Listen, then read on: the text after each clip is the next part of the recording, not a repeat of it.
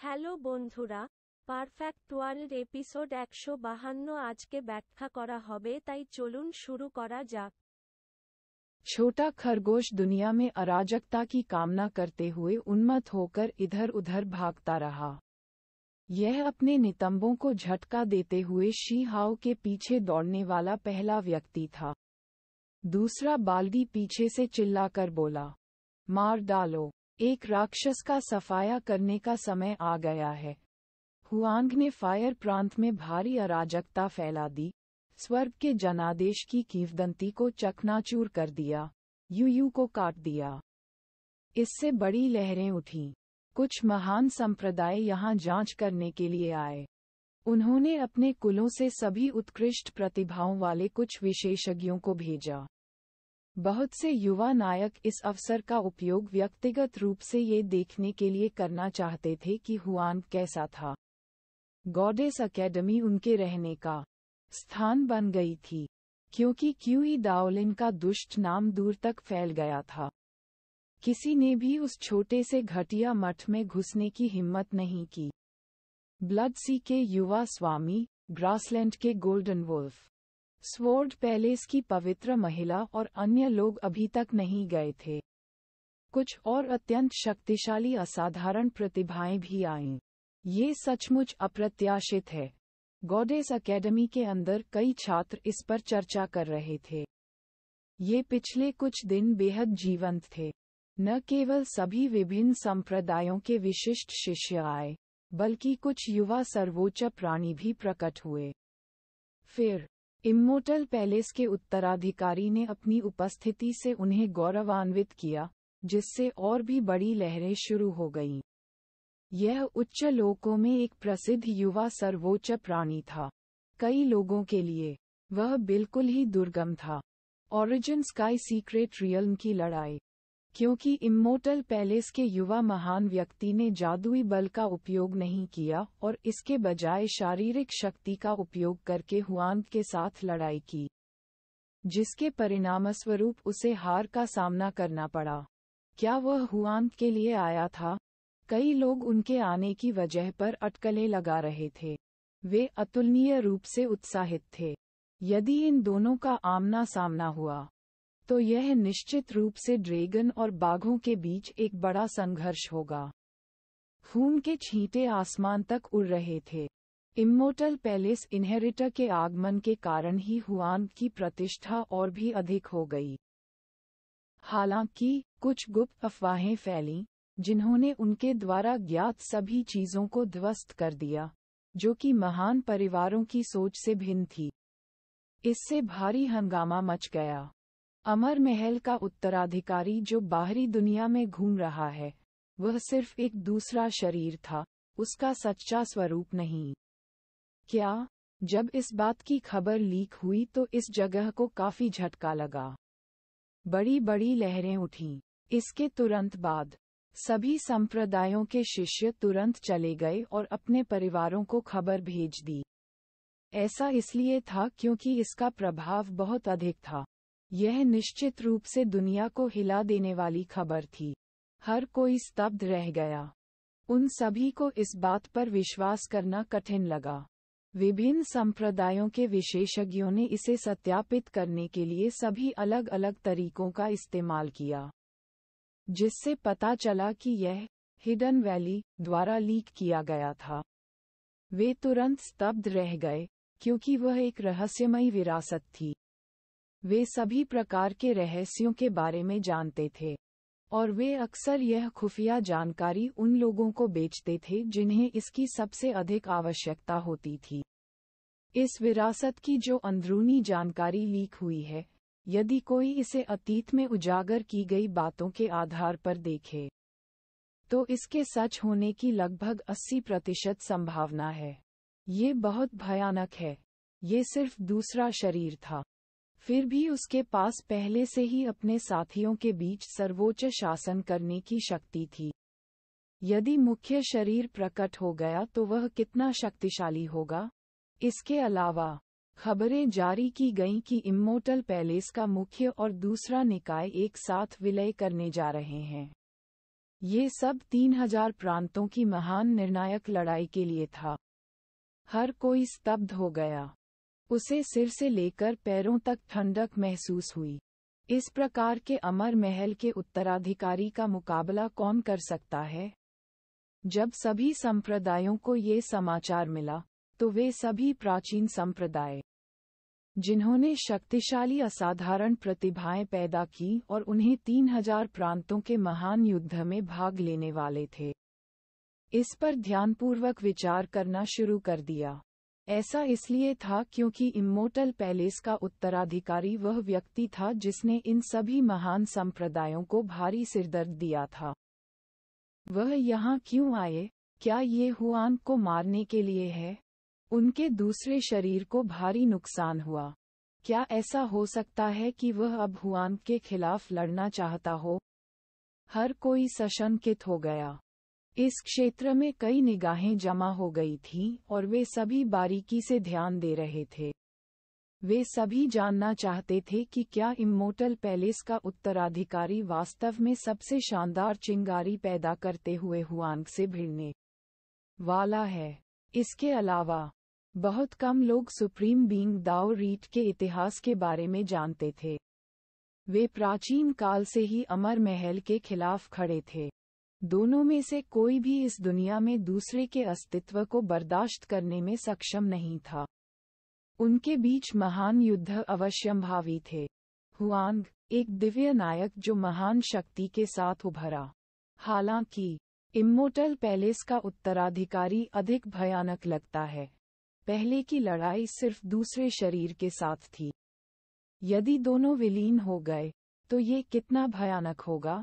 इसके तुरंत बाद सभी को लगा कि कुछ ठीक नहीं है।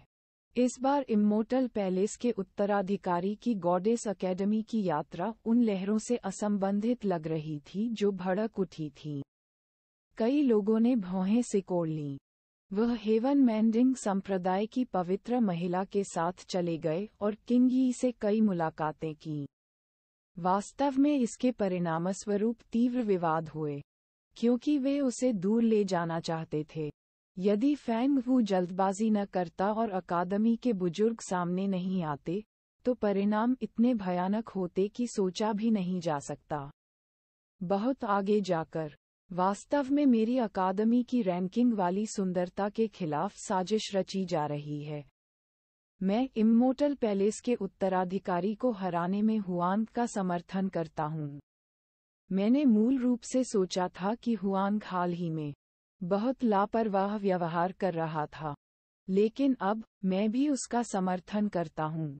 ये सबसे अच्छा है अगर वह अमर महल के उत्तराधिकारी का पीछा करता है। अकादमी में कई छात्र असंतुष्ट थे। उन्हें लग रहा था कि इम्मोर्टल पैलेस के उत्तराधिकारी ने बहुत अधिक जबरदस्ती की है। वास्तव में इस रैंक की सुंदरता को अनादरपूर्वक दूर करने के लिए उन्होंने किंग यी का सामना किया है। वह इसे स्वीकार नहीं कर सका। अकादमी की गहराई के भीतर एक शुभ दाव पृथ्वी, पहाड़ की चोटियां सुंदर थीं और उनसे चांदी के झरने गिर रहे थे। चीड़ के पेड़ सरसराहट कर रहे थे और बादलों में बहुरंगी चमक थी। पहाड़ के नीचे झील रत्नों की तरह चमक रही थी। ये यू चान और कुछ अन्य महिला छात्रों की साधना स्थली थी। आज शांति भंग हो गई और बड़ी संख्या में लोग वहां पहुंच गए और रुककर देखने लगे कि क्या हो रहा है। हालांकि वे केवल दूरी पर ही रह सके और वास्तविक दृश्य के करीब नहीं पहुंच सके। पहाड़ के सामने अमर महल के उत्तराधिकारी का पूरा शरीर धुंध और रहस्यमय प्रतीकों में लिपटा हुआ था, जो शक्तिशाली और अथाह थे, जिन्हें स्पष्ट रूप से देखना मुश्किल था। केवल उसके द्वारा छोड़े गए उतार चढ़ाव ने दूसरों को कांप दिया। उसकी आंखें बेहद डरावनी थीं, उसकी पुतलियों के भीतर चांदी के प्रतीक गुथे हुए थे, जो असाधारण रूप से डराने वाले थे। यह ऐसा था मानो वे हर चीज के आर पार देख सकते हों। ये स्वर्गीय आंख बनने का शगुन था। इस प्रकार की उपलब्धि तो यहाँ की बात छोड़िए, यहाँ तक कि पुरानी पीढ़ी के संप्रदाय के गुरु भी मन ही मन आह भरते थे। उनमें से कोई भी इसकी खेती करने में सक्षम नहीं था, क्योंकि मार्शल दाओ आंख का खेती से कोई संबंध नहीं था। सीनियर, मैंने पहले ही समझाया था कि वह यू चान का दूसरा शरीर है। हमें उसे दूर लाना होगा, अमर महल के उत्तराधिकारी ने कहा। उसकी आवाज शांत थी। गॉडेस अकेडमी के बड़ों का सामना करते समय भी अतुलनीय शांति और आत्मविश्वास की भावना थी। वापस आओ, हम दोनों मूल रूप से एक हैं। हमारा पुनर्मिलन किस्मत में है। हेवन मेंडिंग संप्रदाय की पवित्र महिला बोली, उसकी आवाज प्रकृति की आवाज की तरह सुखद थी। उसके सफेद कपड़े अलौकिक थे। उसके सुंदर काले बाल लहरा रहे थे और उसकी बड़ी बड़ी आंखें बुद्धिमान थीं। उसकी सुंदर नाक लंबी थी, लाल होंठ नम थे। वह चंद्रमा मंदिर की परी के पुनर्जन्म की तरह दिखती थी, अकथनीय रूप से शुद्ध और अलग। मैं किंग यी हूँ, एक स्वतंत्र व्यक्ति। मैं तुम सबका साथ नहीं छोड़ूंगा, किंग यी ने कहा। जब वह इन दोनों को देख रही थी तो उसकी आंखें स्पष्ट, शांतिपूर्ण और बिना किसी उतार चढ़ाव के थीं। यदि उसने अपना असली रूप प्रकट किया, तो वह पूरी तरह से दूसरी तरफ की महिला के समान होगी। उसके बगल में अभी भी एक बुजुर्ग, गॉडेस अकेडमी का एक विशेषज्ञ मौजूद था। इस समय, यह व्यक्ति गहरी सोच में डूबा हुआ था। यह नहीं चलेगा। किंग यी अब मेरी अकादमी के शिष्य हैं। हम इसकी पुष्टि नहीं कर सकते कि आप जो कहते हैं वह सच है या नहीं। इसलिए आप उसे दूर नहीं ला सकते, बुजुर्ग ने सिर उठाकर कहा। फेंग वू भी यहाँ थी। उसकी पीली पोशाक लहरा रही थी।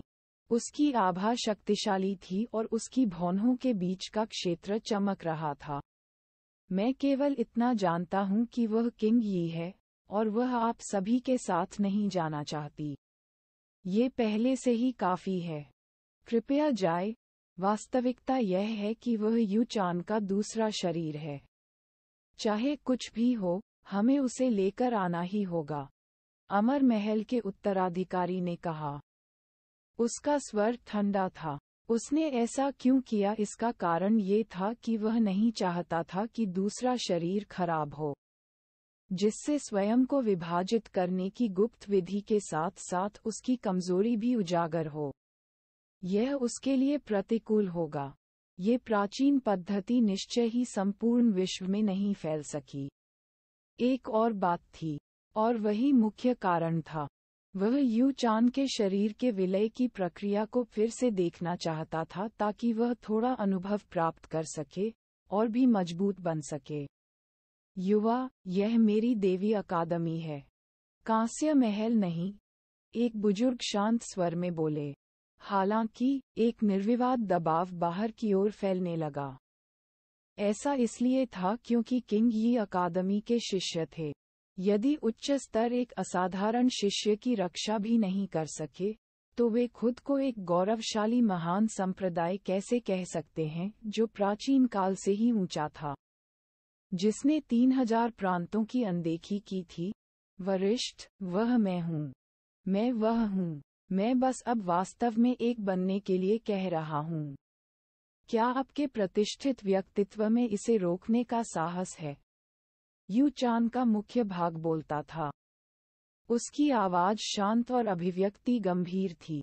चूंकि तुम मैं हो और मैं तुम हो, तो मैं इसके विरुद्ध क्यों होऊंगा? ताकतवर कमजोरों के लिए चीजें मुश्किल बना देता है। आप स्वयं हैं। मैं किंग यी हूँ। इस तरफ।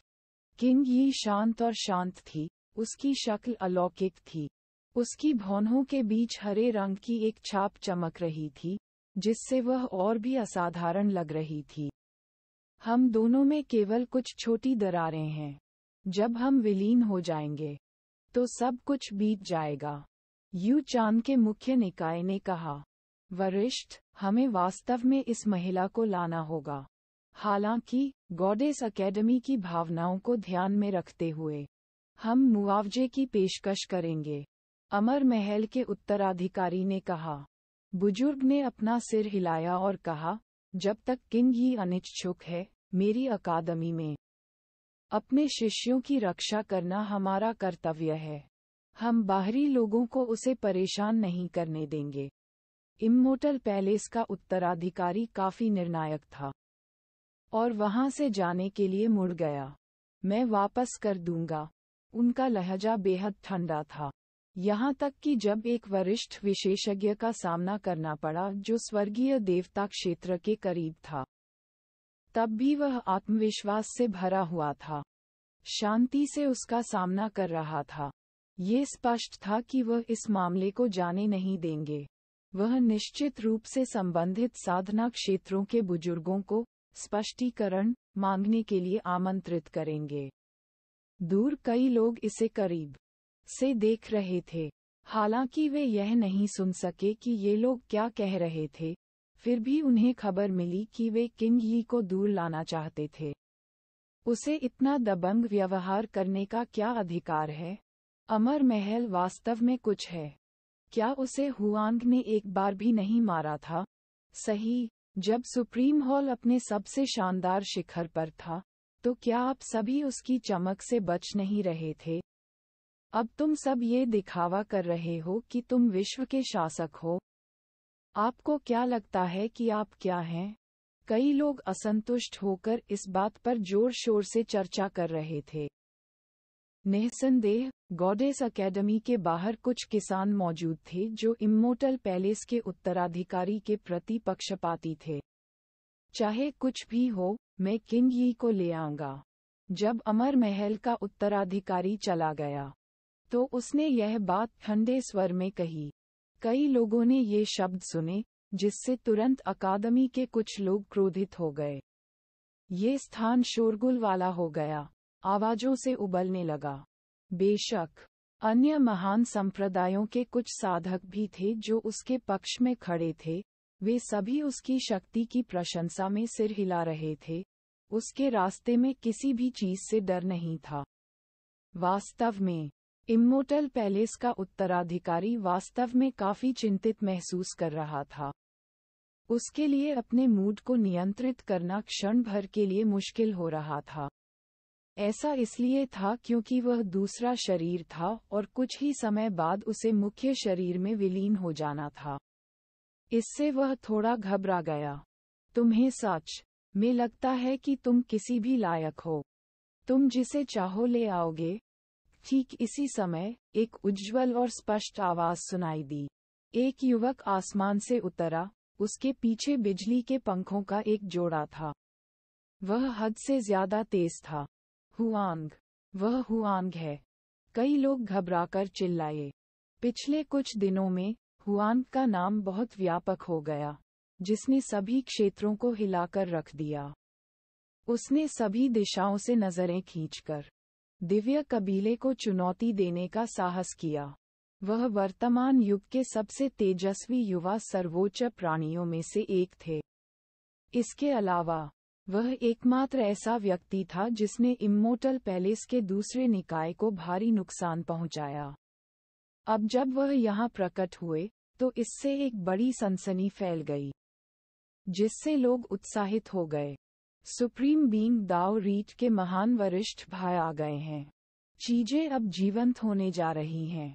अब भी बहुत से लोग महान वरिष्ठ भाई की घटनाओं को नहीं भूले हैं, और उन्हें ये भी याद है कि वह सनकी था जिसने देवी अकादमी की स्वर्गीय सीढ़ी को पार किया था।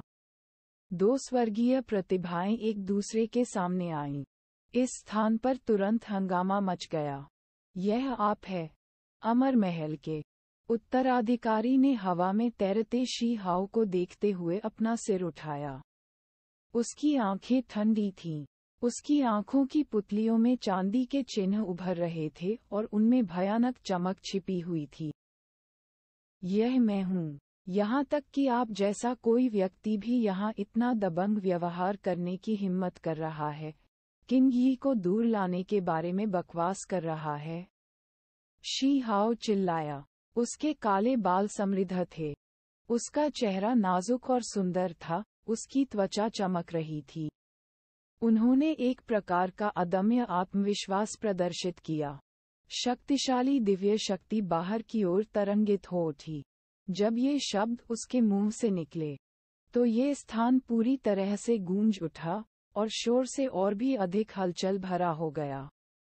हुआंग इतना ताकतवर है, अप्रत्याशित रूप से इम्मोर्टल पैलेस के उत्तराधिकारी से नहीं डरता। यह एक स्पष्ट चुनौती है, लगभग अवमानना है। बहुत से लोग उत्साहित और भड़के हुए थे, लेकिन कुछ ऐसे भी थे जिन्होंने तिरस्कार दिखाया। ये स्थान अत्यंत शोरगुल वाला हो गया। इस प्रकार की महानता से स्वाभाविक रूप से हंगामा मच गया। अकादमी में हर कोई चौंक गया, और इस अकादमी में अस्थायी रूप से रहने वाले लोग भी चौंक गए और जल्दी से वहां चले गए। इम्मोर्टल पैलेस के उत्तराधिकारी ने ठंडी आवाज में उत्तर देते हुए कहा, आप बिल्कुल सही समय पर आए हैं। मेरी नजरें तुम्हें ही खोज रही थीं। सुप्रीम हॉल को बहुत पहले ही मिटा दिया गया है, तो तथाकथित दाव अनुष्ठान क्या हलचल मचाना चाहता है? एकदम भद्दा। आज मैं किंग यी को दूर लाना चाहता हूँ। इस बारे में आप क्या करने जा रहे हैं? किंग यी इस दिशा की ओर उड़ते हुए हवा में उठे। उसकी बर्फीली त्वचा और ज़ैड हड्डियां थीं। उसके सुंदर बाल बिल्कुल काले थे जो उसकी कमर तक लटक रहे थे, साटन की तरह चिकने थे। उसकी लंबी पोशाक इधर उधर लहरा रही थी। किंग यी एक परी की तरह थी जो पानी पर छलांग लगाती थी। वह आए। उसकी सुंदर आकृति चमक बिखेर रही थी। उसके चमचमाते सफेद चेहरे पर गहरी भौहें टिकी हुई थीं। उसकी आंखें बुद्धिमान थीं, उसकी शैली बेजोड़ थी। वह शांत और अविचलित थी। उसके होठों पर एक फीकी मुस्कान थी। वह आश्चर्यजनक थी, यहाँ तक कि आकाश में सूरज भी ऐसा प्रतीत हो रहा था मानो उसका रंग खो रहा हो। शी हाओ आगे बढ़ा। स्वाभाविक रूप से उसने अपनी बाहें फैलाईं और उन्हें किंग यी की कमर के चारों ओर लपेट दिया, जो उसके बगल में खड़ा था। किंग यी मूल रूप से रास्ते से हटने वाली थी, लेकिन अंत में वह अप्रत्याशित रूप से रुक गई। वे दोनों ऐसे ही कंधे से कंधा मिलाकर खड़े रहे, बिना हिले। इम्मोर्टल पैलेस के उत्तराधिकारी को देखते हुए शी हाओ की आंखें चमक से चमक उठीं। हारने के बाद भी तुम इतनी उग्रता से अभिनय कर रहे हो। यदि तुम आज हार मानने को तैयार नहीं हो, तो किंग यी की खातिर मैं तुम्हें मार डालूंगा। उसके काले बाल जो उसकी कमर तक गिरे हुए थे, लहरा रहे थे। उसकी आंखें चमकीली और देदीप्यमान थीं, उनमें एक प्रकार का दबंगपन झलक रहा था। अमर महल के उत्तराधिकारी को उसकी आंखों में बिल्कुल भी जगह नहीं मिल रही थी। कितने लोगों ने अमर महल के उत्तराधिकारी के साथ इतना लापरवाही से व्यवहार करते हुए इस तरह कार्य करने का साहस किया? हर कोई हिल गया। ये बिल्कुल खामोश था। पूरे 3000 प्रांतों में, युवा पीढ़ी में कितने लोगों ने अमर महल के सर्वोच्च अस्तित्व को इस तरह चुनौती देने, इस प्रकार की अवमानना करने का साहस किया? माहौल बेहद तनावपूर्ण था। कई लोग इन दो असाधारण व्यक्तियों को घूरते हुए जोर जोर से सांसें ले रहे थे। भयंकर तूफान आ गया था। एक अत्यंत गरम महान युद्ध प्रारंभ होने वाला था। कियांग इम्मोर्टल पैलेस का उत्तराधिकारी उच्च और शक्तिशाली था। वह वहां खड़ा होने के बावजूद अडिग था। हालांकि तलवार की ऊर्जा की सैकड़ों हजारों धारियां उसके दोनों ओर से निकलीं। पंचरंगी दिव्य बहुरंगी रोशनी चारों ओर घूम गई, जिससे एक चौंकाने वाला दृश्य उत्पन्न हो गया। सुप्रीम हॉल पहले ही बर्बाद हो चुका है। अब कोई विरासत नहीं है। तथाकथित दाव संस्कार के जीवित सदस्य एक मजाक से ज्यादा कुछ नहीं होंगे। उसकी आवाज बिल्कुल ठंडी थी, उसकी अभिव्यक्ति बिल्कुल निर्मम थी। हत्या के इरादे की एक लहर ने हवा को घेर लिया, मानो एक बड़ी लहर स्वर्ग से टकरा रही हो। यह इस स्थान से होकर गुजरा। वह एक देवता की तरह इसके केंद्र में खड़ा था। उसका पूरा शरीर तलवार की ऊर्जा से खिल रहा था। दीप्ति दैदीप्यमान रूप से चमक उठी। ज्यादा दूर नहीं, यू चान का मुख्य शरीर और भी अधिक असहज महसूस कर रहा था। उसकी भावनाएं इम्मोर्टल पैलेस के उत्तराधिकारी की तुलना में और भी अधिक बेचैन करने वाली थीं। उस युवक ने निश्चित रूप से जानबूझकर किंग यी के चारों ओर अपनी बाहें डाल दीं। वास्तव में, उसके पास ये संदेह करने का कारण था कि शी हाओ और किंग यी ने सिर्फ उसे देखने के लिए इतना अंतरंग व्यवहार किया, जिससे वह बुरी लग रही थी। यह इस हद तक था कि उसने दूसरे पक्ष के विद्यार्थियों में उपहास का एक संकेत भी देखा। ऐसा इसलिए था क्योंकि जब मुख्य शरीर और दूसरा शरीर काफी करीब होते थे, तो वे भावनाओं का आदान प्रदान कर सकते थे। उनके इस तरह एक दूसरे का सामना करने से ये प्रभाव काफी मजबूत थे। जब शी हाओ ने किंग यी के चारों ओर अपनी बाहें इस तरह रखीं, तो यू चान के मुख्य शरीर को स्पष्ट रूप से महसूस हुआ जैसे उसके शरीर के चारों ओर भी एक हाथ था, जिसने उसे कसकर पकड़ रखा था। इस प्रकार का अनुभव, इस प्रकार की भावना बहुत भयानक थी। इससे उसके शरीर पर तुरंत रोंगटे खड़े हो गए।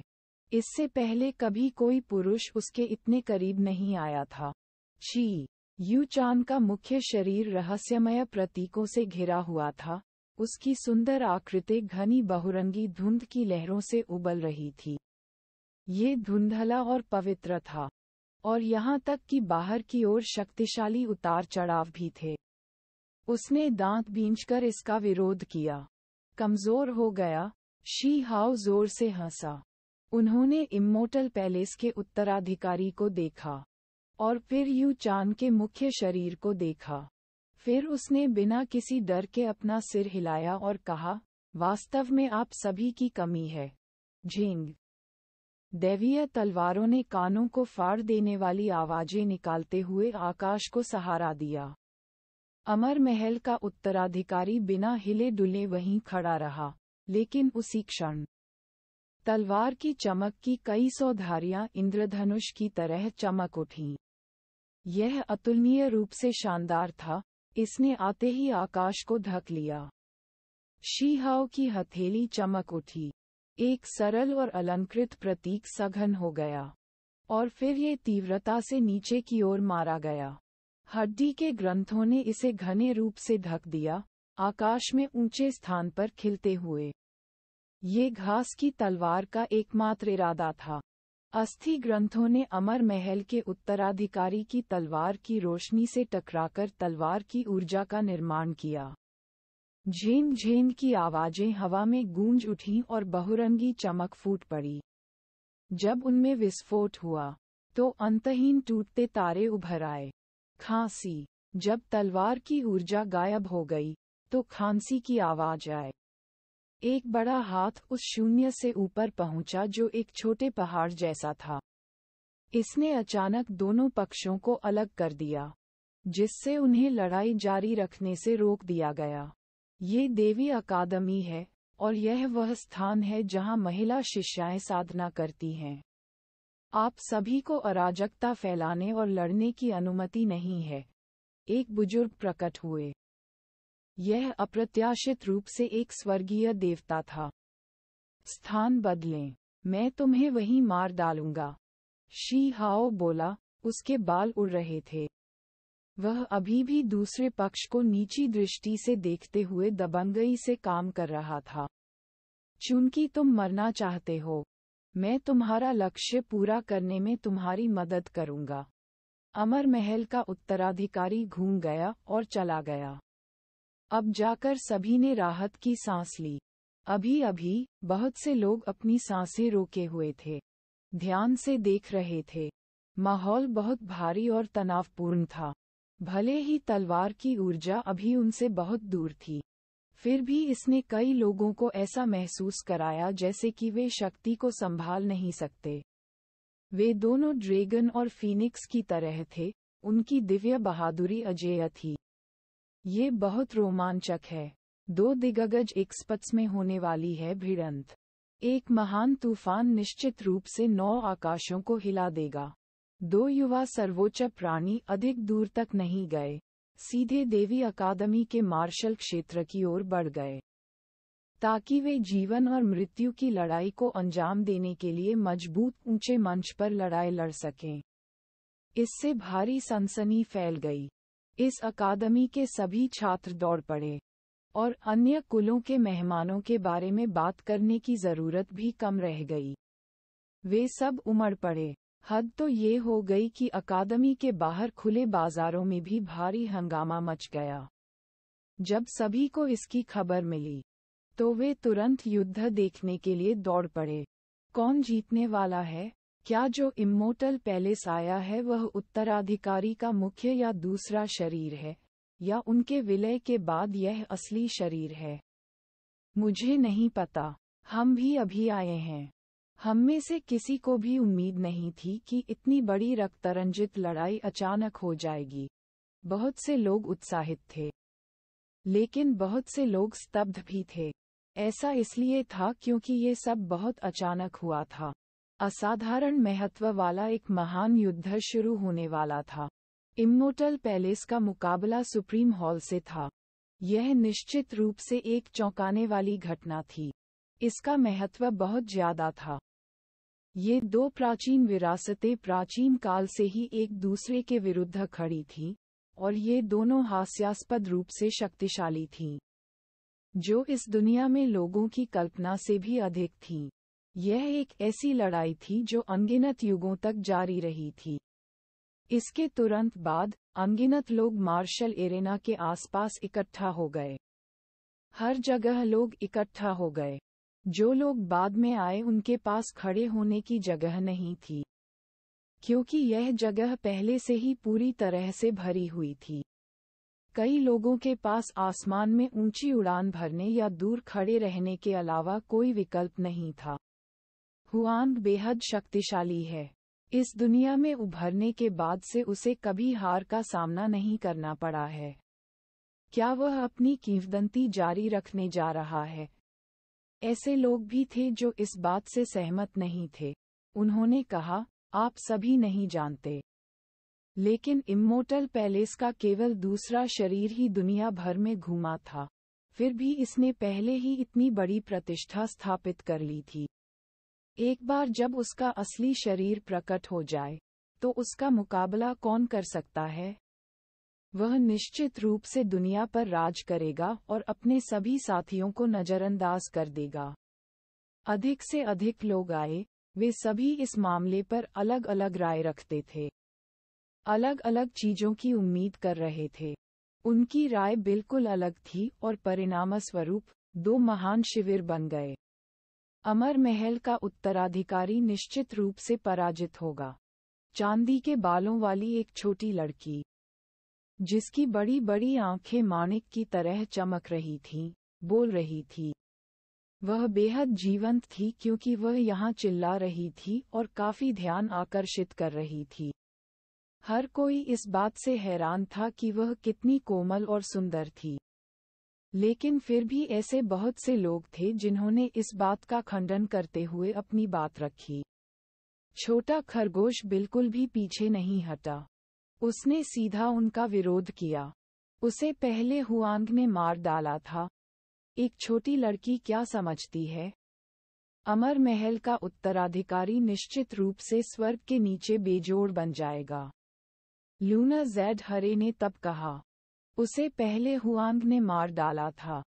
ऐसा इसलिए है क्योंकि वह सिर्फ दूसरा शरीर था, उसका मुख्य शरीर नीचे नहीं उतर रहा था।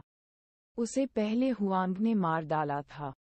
यदि उसका असली शरीर स्वयं आ जाए, तो उसे कौन दबा सकता है?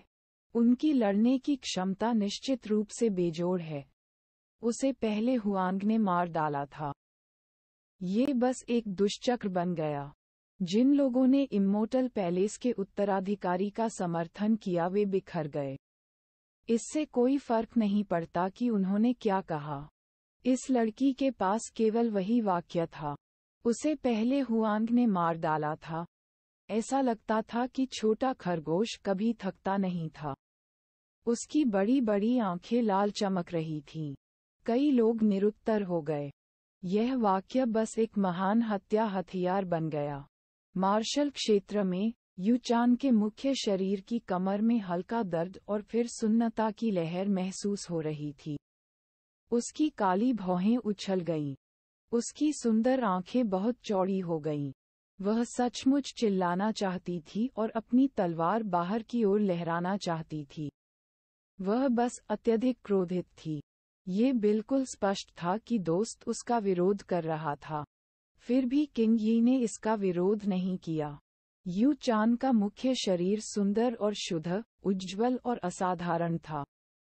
आमतौर पर वह बाकी सबसे ऊपर थी और उसके खिलाफ निंदा करने के लिए अपने हाथों और पैरों का इस्तेमाल करने वाले दूसरों के बारे में भूल जाओ। वे करीब भी नहीं आ सकते थे। उनसे बात करने वालों को भी परिष्कृत किया गया।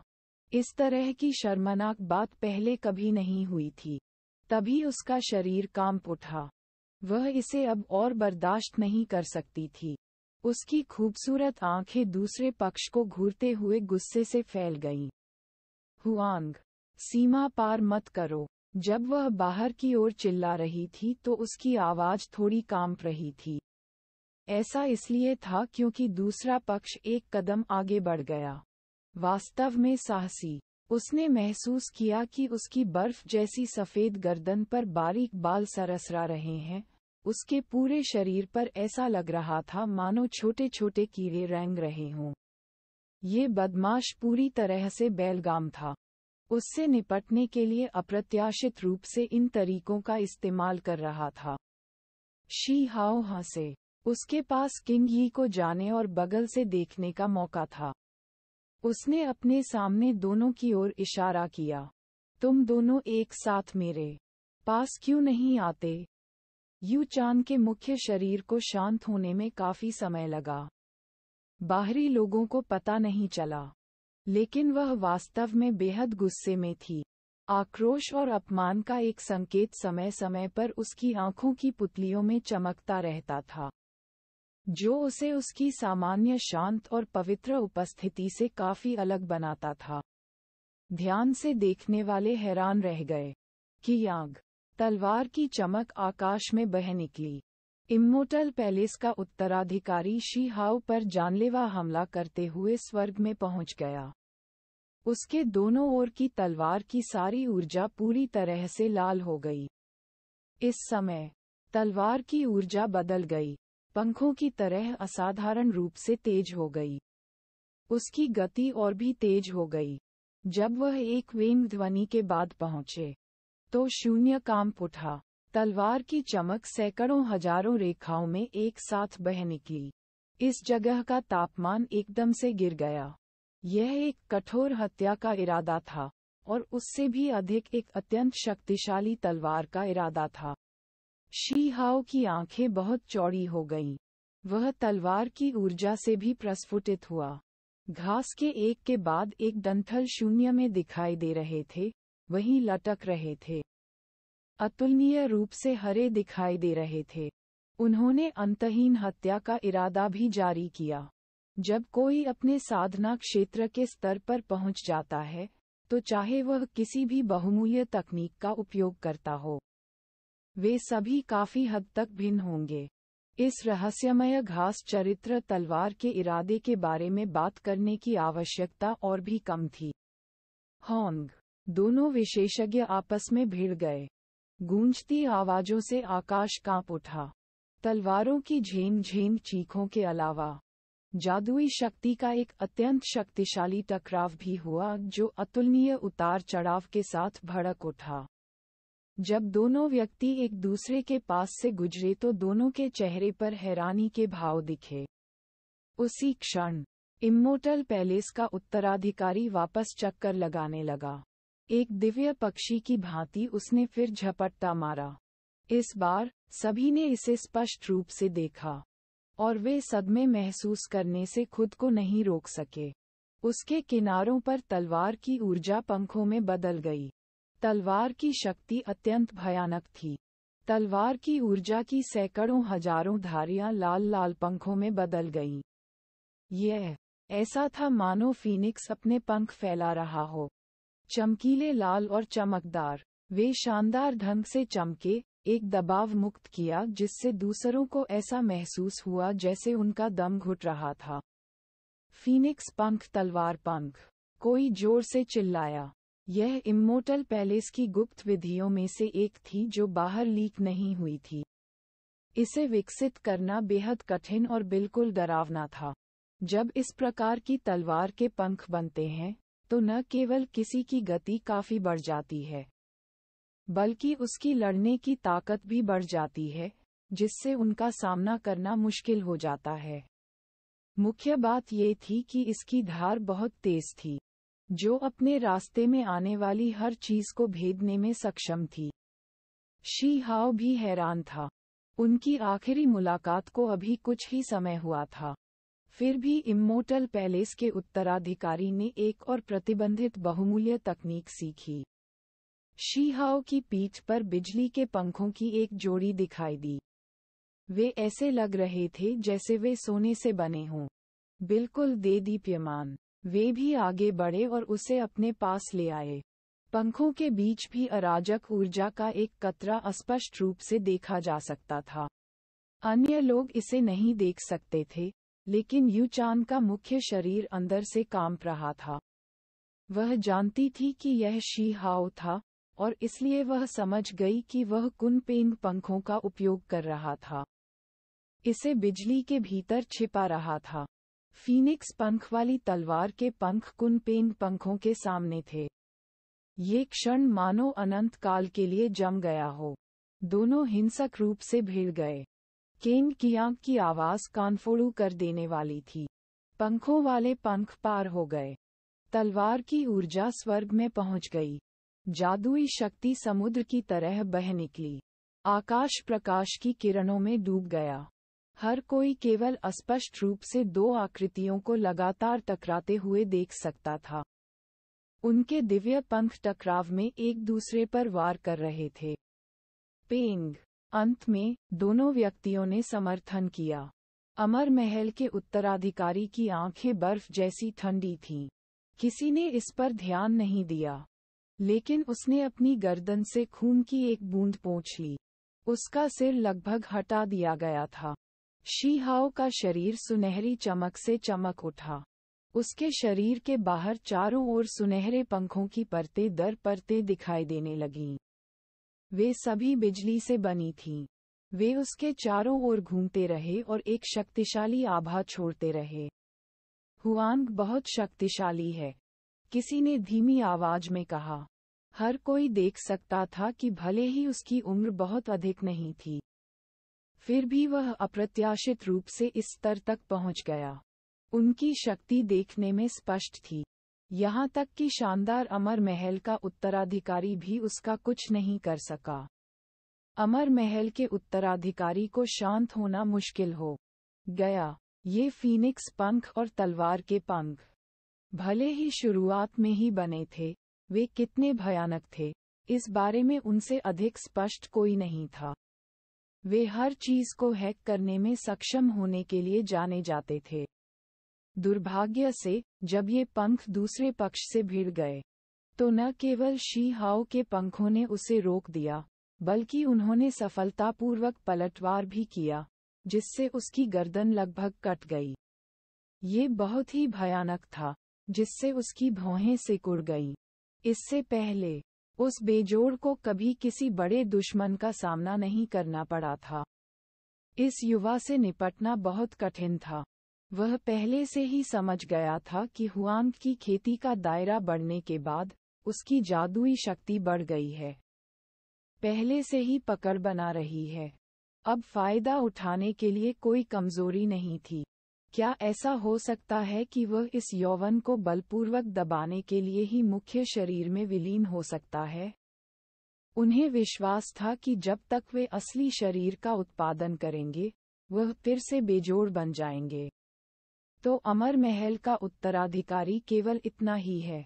यदि तुम इतना ही करने में सक्षम हो, तो मैं तुम्हें अपने रास्ते पर भेज दूंगा, शी हाओ ने सशक्त ढंग से कहा। हर कोई अंदर तक कांप उठा। लड़ाई अभी शुरू ही हुई थी। फिर भी हुआंग ने पहले ही कहा था कि वह इम्मोर्टल पैलेस के युवा महान को मारने जा रहा था।